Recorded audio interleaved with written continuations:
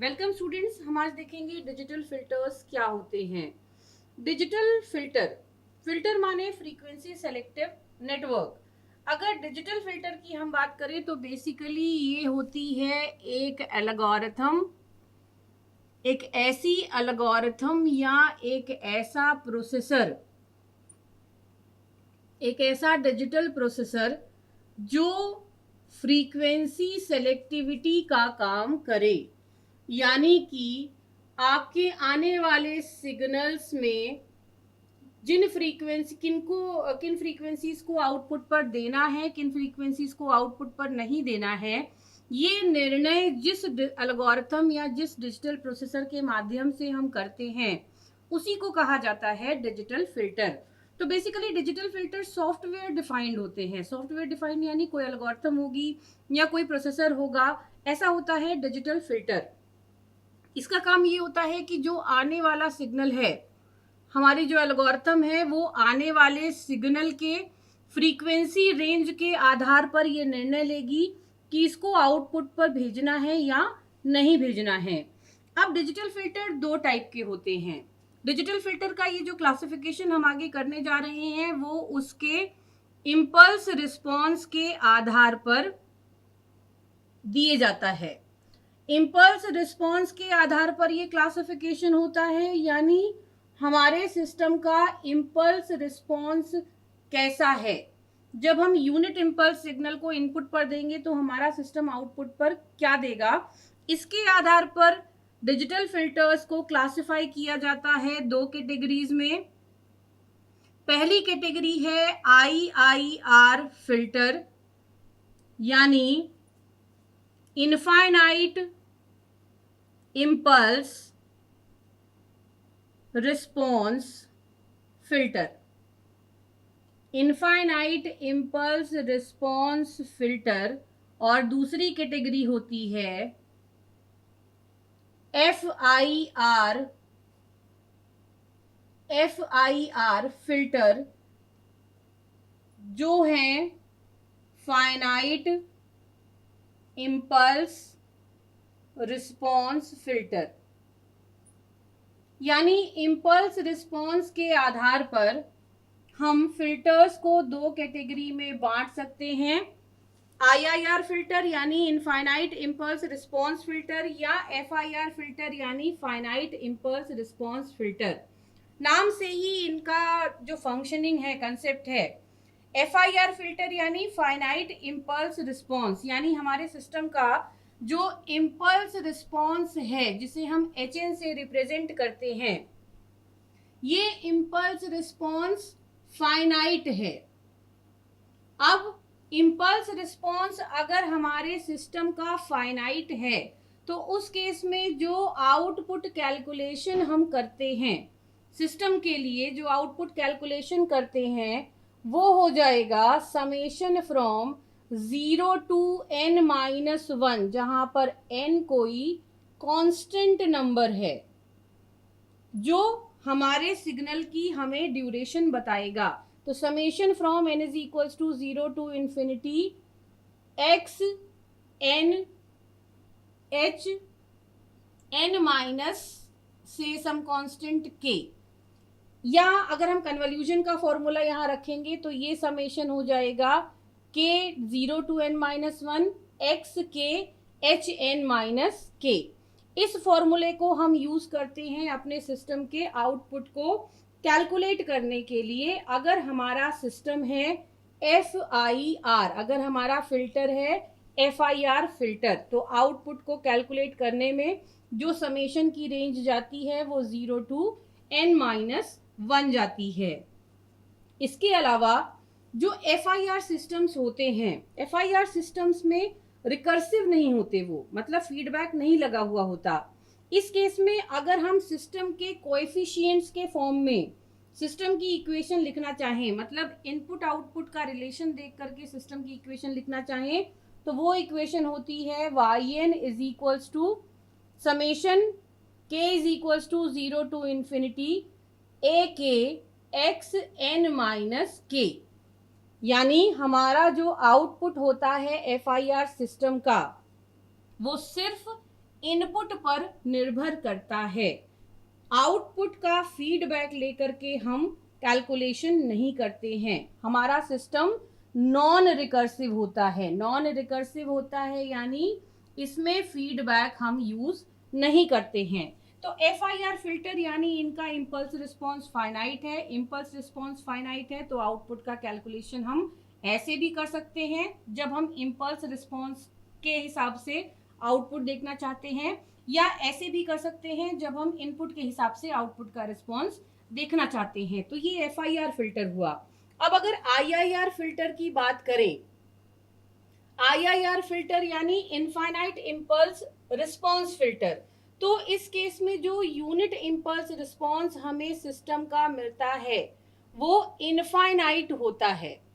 Impulse response infinite होता है, इसीलिए इसे इनफाइनाइट इम्पल्स रिस्पॉन्स फिल्टर कहा जाता है। अब एक IIR सिस्टम के आउटपुट को अगर हम यूनिट इम्पल्स रिस्पॉन्स के माध्यम से देखना चाहते हैं तो उस केस में वो आउटपुट हो जाएगा k is equals to 0 to infinite. Summation की जो लिमिट है वो अब 0 से इन्फिनिटी है, तो k is equals to 0 to infinite x k h n minus k माध्यम से हम देख सकते हैं। तो समेशन की लिमिट में दोनों में फर्क है। इसके अलावा अगर हम इनपुट के टर्म्स में अपने आउटपुट को कैलकुलेट करना चाहते हैं एक IIR सिस्टम में, तो IIR सिस्टम हमेशा रिकर्सिव होता है। रिकर्सिव होता है यानी इसमें हम लगाते हैं फीडबैक को, यानी आउटपुट का कुछ पार्ट हमारे सिस्टम के इनपुट पर भी जाता है। हम आउटपुट का कुछ पार्ट लेकर के सिस्टम के इनपुट पर देते हैं। तो चूंकि रिकर्सिव है, फीडबैक लगा हुआ है, तो जब आप इस सिस्टम के आउटपुट को कैलकुलेट करना चाहेंगे तो इनपुट टर्म्स के साथ ही साथ हमें आउटपुट के डिलेड टाइम जो टर्म्स होंगी उनको भी यहाँ पर रखना पड़ेगा। तो उस केस में हमें जो आउटपुट की इक्वेशन मिलती है वो इनपुट प्लस फीडबैक वाला आउटपुट। तो हमें इक्वेशन मिलेगी इनपुट यानी k is equals to 0 to infinity a k x n minus के, ये इनपुट के आधार पर जो आउटपुट मिलता है, plus summation k is equals to 1 to infinite. अब आपका समेशन 1 से होगा क्योंकि 0 वाला आपने यहाँ पर लिख रखा है। तो summation k is equals to 1 to infinite b k y n minus k. हमें सिस्टम के आउटपुट की इक्वेशन मिल जाएगी आउटपुट इनपुट के कारण प्लस आउटपुट फीडबैक वाले आउटपुट्स के कारण। तो हमें जो आउटपुट की इक्वेशन मिल जाएगी वो हो जाएगी k is equals to 0 to infinite a k x n minus k plus k 1 to infinite b k y n minus k. तो फाइनाइट इम्पल्स रिस्पॉन्स फिल्टर यानी जिनका इम्पल्स रिस्पॉन्स फाइनाइट है, calculation के लिए ये फॉर्मूले दिए गए हैं। वहीं पर IIR infinite impulse response filter यानी इम्पल्स रिस्पॉन्स इनफाइनाइट है, तो इन कैलकुलेशंस के माध्यम से आप उनमें आउटपुट का कैलकुलेशन कर सकते हैं। अब FIR और IIR फिल्टर के बीच हमने जो इक्वेशंस में डिफरेंस देखा, उसके अलावा इन दोनों के बीच क्या क्या और डिफरेंसेस पाए जाते हैं। तो अगर हम बात करें FIR फिल्टर की यानी फाइनाइट इम्पल्स रिस्पॉन्स फिल्टर की, तो FIR फिल्टर में लीनियर फेज पाया जाता है, जिसके कारण से नॉन लीनियरिटी से जुड़ी हुई डिस्टॉर्शंस इसमें आपको कम देखने को मिलेंगे।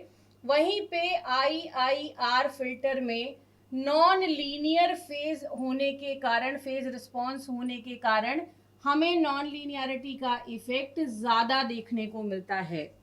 ये एक डिफरेंस हुआ। अगला डिफरेंस है FIR में चूंकि फीडबैक यूज नहीं करते हम, इसमें हम किसी भी तरह का फीडबैक सिस्टम यूज नहीं करते हैं, जिसके कारण से ये सिस्टम्स ज़्यादा स्टेबल होते हैं, जबकि IIR फिल्टर्स में हम फीडबैक को यूज़ करते हैं, जिसके कारण से इनकी स्टेबिलिटी कम होती है। इनका स्टेबिलिटी एनालिसिस करना भी FIR के कंपैरिजन में ज़्यादा डिफिकल्ट होता है। तो इसमें फीडबैक को यूज़ करने के कारण हमें स्टेबिलिटी कम मिलती है। इसके अलावा चूंकि FIR फिल्टर में हम कोएफिशिएंट्स को कम यूज़ करते हैं, हम जो कोएफिशिएंट्स यूज़ करते हैं, जैसे हमने देखा था कि FIR में हमें सिर्फ AK का कैलकुलेशन करना है, जबकि IIR में हम AK BK दो अलग अलग कोएफिशिएंट्स को काउंट करते हैं। तो FIR के केस में लेस नंबर ऑफ कोएफिशिएंट्स का यूज होने के कारण हमें राउंड ऑफ एरर यानी जब हम इन कोएफिशिएंट्स का राउंड ऑफ करते हैं तो उसके कारण से जो एरर हमारे ओवरऑल फिल्टर के रिस्पॉन्स में आती है, राउंड ऑफ एरर भी आपको कम मिलेगी। और इसके साथ ही साथ जो कोएफिशिएंट्स का हमें क्वांटाइजेशन करना पड़ता है, क्योंकि जब हम कोएफिशिएंट्स की बात करते हैं तो ये डिस्क्रीट कोएफिशिएंट्स हैं, तो कोएफिशिएंट्स का क्वांटाइजेशन जब हम करते हैं तो उसके कारण जो एरर आती है वो FIR में कम होती है। यानी एक FIR फिल्टर में कम कोएफिशिएंट्स के यूज होने के कारण राउंड ऑफ एरर और कोएफिशिएंट क्वांटाइजेशन एरर कम होती है, जबकि इसमें वो दोनों एरर्स ज़्यादा होती हैं, क्योंकि हम नंबर ऑफ कोएफिशिएंट्स को ज़्यादा यूज़ करेंगे जब हम IIR फिल्टर की डिज़ाइनिंग करेंगे। तो ये एक डिफरेंस हुआ। इसके अलावा FIR फिल्टर का कोई भी एनालॉग काउंटर पार्ट नहीं होता। मतलब अगर हम अपने FIR फिल्टर को एनालॉग में कन्वर्ट करना चाहते हैं तो वो कन्वर्जन हमें नहीं मिलता। हमारे FIR फिल्टर का कोई भी एनालॉग काउंटर पार्ट, उसके इक्विवेलेंट कोई भी एनालॉग फिल्टर हमें नहीं मिलता, जबकि IIR फिल्टर के केस में उसका एनालॉग काउंटर पार्ट होता है। अगर हम अपने IIR फिल्टर को सीधे एनालॉग फिल्टर में कन्वर्ट करना चाहते हैं तो वो कन्वर्जन हमारे लिए पॉसिबल होता है। तो इक्वेशंस जो हमने देखी हैं, इक्वेशंस के अलावा FIR में लीनियर फेज होता है, फीडबैक नहीं होता, जिसके कारण से ये ज़्यादा स्टेबल होता है। कम कोएफिशिएंट्स हम यूज़ करते हैं, जिसके कारण से हमें राउंड ऑफ एरर और कोएफिशिएंट क्वांटाइजेशन एरर कम मिलती है। इसके अलावा इसका एनालॉग फिल्टर काउंटर पार्ट नहीं होता। ये भी एक मेजर डिफरेंस होता है इस बात के सिलेक्शन के लिए कि हमें FIR फिल्टर को चूज करना है या IIR फिल्टर को चूज करना है। तो ये था डिजिटल फिल्टर जो हम यूज करते हैं अपने डिजिटल सिस्टम्स में।